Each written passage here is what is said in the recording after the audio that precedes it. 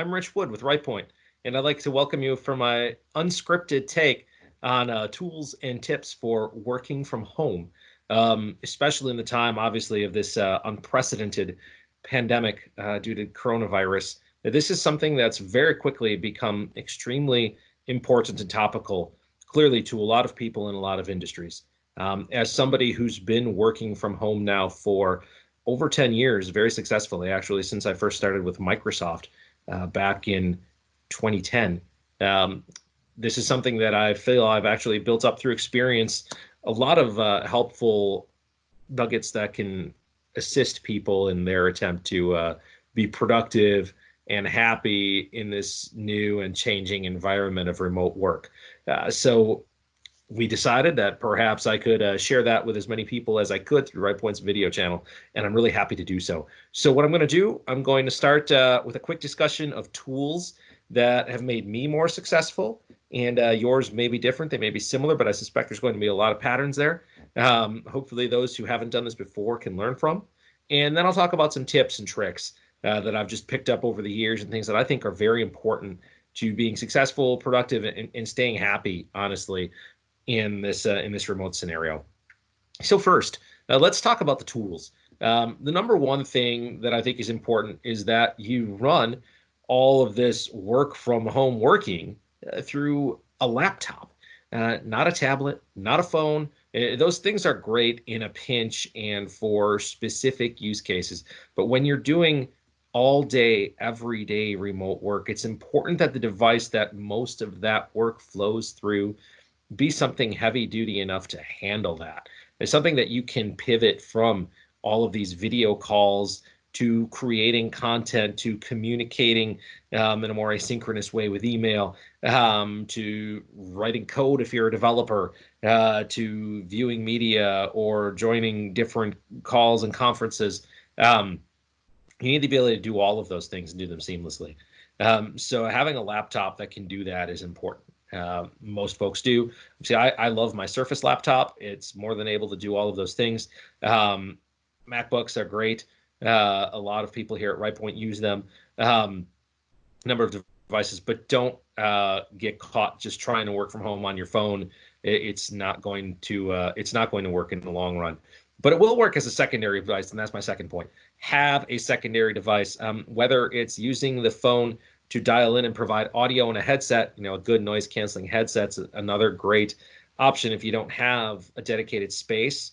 But also a tablet for joining a video call while you use some of the more powerful tools on the laptop. I mean, I've got an iPad here.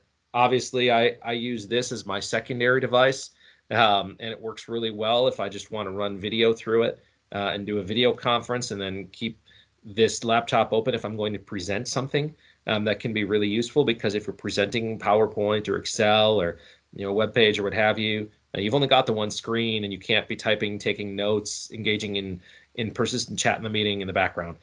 So having a second device that can be a secondary device and take care of some of that flow can be really useful. Another piece beyond that headset, this might surprise a lot of you, but as I talk with other consultants, we all tend to agree, pen and paper is huge. If you have a notebook and a pen handy at all times to jot notes and ideas down when you're working remotely, it's just as important as it is in a meeting, maybe more so than when you're face-to-face.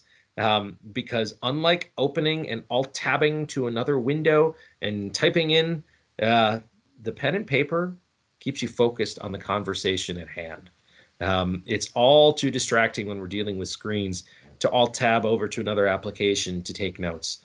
It's really much more useful to have the dedicated thought of pen and paper that keep at some level here your connection with the screen and your eye contact with the presenter, and at the same time be able to take the notes that you need to take for action coming out of the meeting. Pen and paper, really important. The last tool that I think is important is your collaboration software. And obviously there's different applications for video conferencing, for persistent chat, for file sharing, for calendaring. I love Microsoft Teams. Everybody knows that, because it pulls all of those things together. Um, you can't do that with with any video conferencing tools, frankly. And you can't do it with another email application. You can't do it with a file sharing application. And you can't do it on persistent chat. All of those things live within Microsoft Teams, which is why I think it's the most powerful tool, which is why I think they added more users in the last week than Slack's added ever.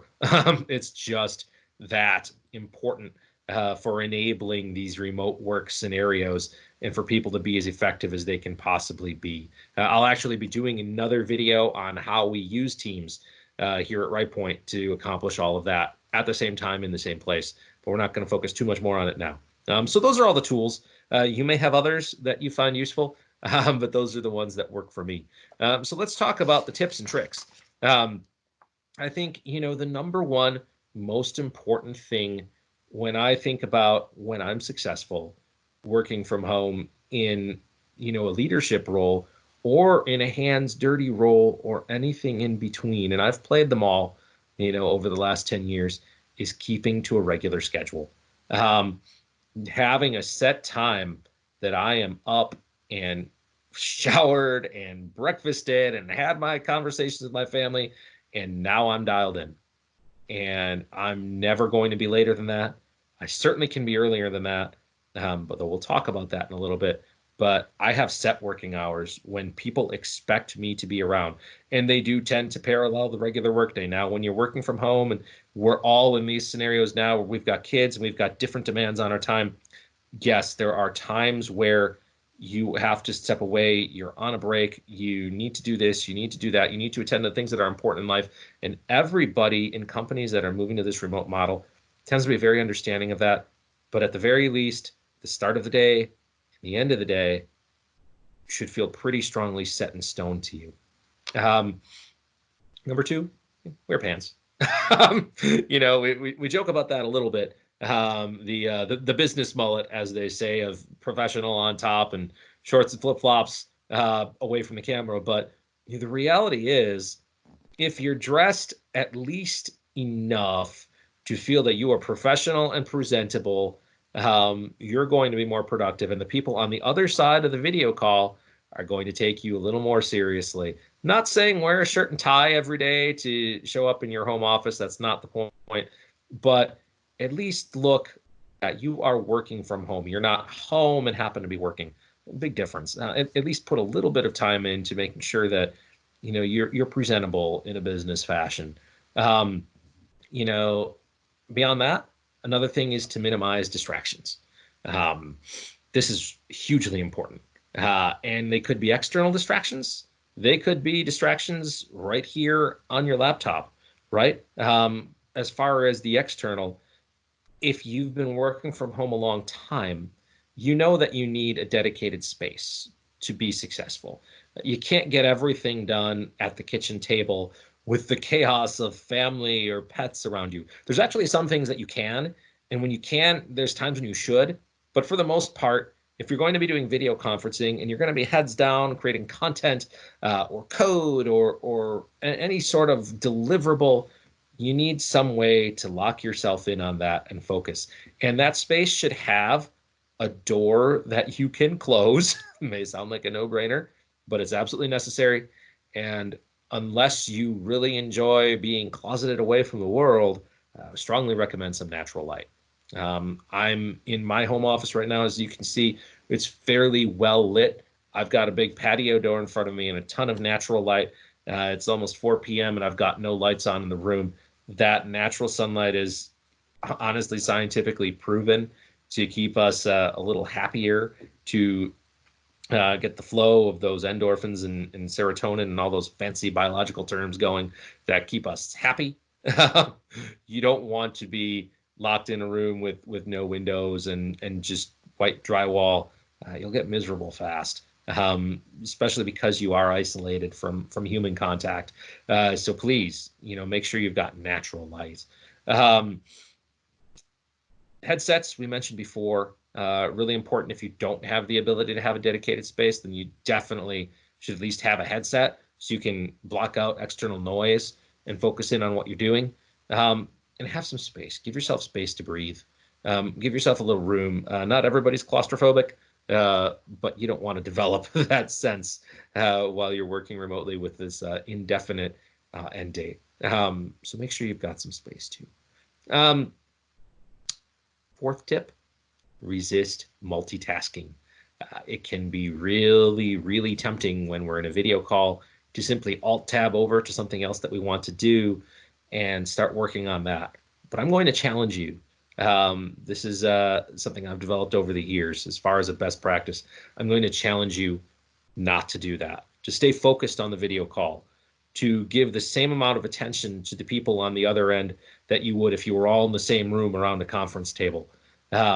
Because it's really important that these video meetings really feel effective and like the kind of meeting that you have, that you're not losing anything by going virtual. When productivity is lost by going virtual, it's by people not taking one another seriously and giving one another the respect that they deserve, and flipping over to their email or surfing the web or doing non-productive things, or even things that might otherwise be productive when they're supposed to be focused on a meeting or listening to someone or engaged with that other person. Don't fall into that trap. And the last piece follows up on that. Be human. It's so easy as we become isolated from others to forget about our manners, about simple kindnesses, about how we treat one another. Make a point in each of these meetings that we have. Say hello. Don't dive right in. I personally, have to remind myself of this because I have a tendency to want to get right to business. But let's not. Let's be mindful of the fact that we're all in. For us, none of us were alive in 1918. This is an unprecedented scenario, and let's remember to be empathetic to those that we're connecting with, because we're all in this together. Similarly, look at the people around you in your physical space. Many of us have families. Others of us have pets or roommates or what have you. And the people, when you don't work remotely regularly, who live with you and share your space, aren't used to you being home but focused on work. And they are used to making requests or even demands of your time when you're home, that suddenly you're home working, you can't fulfill. And it's so important to remember that and remember their perspective and be empathetic to that. I have set time when I walk away from this laptop and go spend a little time with my family, with my kids who are now at home too in this weird situation, and stay tuned in. There's other times I'll come back and catch up on my work, absolutely. But know that it's okay to take the dog for a walk, to go out in the yard with your son and throw the football around, to spend a little time with your daughter, doing whatever it is she wants dad or mom to do, to talk with your friend, your roommate, to make a phone call to mom and dad, whatever it is. Take the time to engage with others and be available to them a little bit during the course of the working day. And at the same time, be clear about the boundaries of when you are working. And they'll respect those a lot more if you give them the time they need in places as well. So those are my completely unscripted suggestions for how we can be most effective in this remote work scenario that we find ourselves in. Hopefully those of you who are used to being in offices will be able to go back to those offices soon. And those of us used to working remotely will be able to connect with you in those offices and make our trips into the office and be pleased to see you. I know I'm actually excited to go back to Chicago or Boston or the places that I usually travel to meet my teammates, because I miss them. We all miss each other, and that's okay. And this thing will lift. But until it does, I hope these tips will help you. I hope that you can stay productive and, more importantly, stay healthy and stay safe. And good luck to you as we all embark on this new journey together. Peace.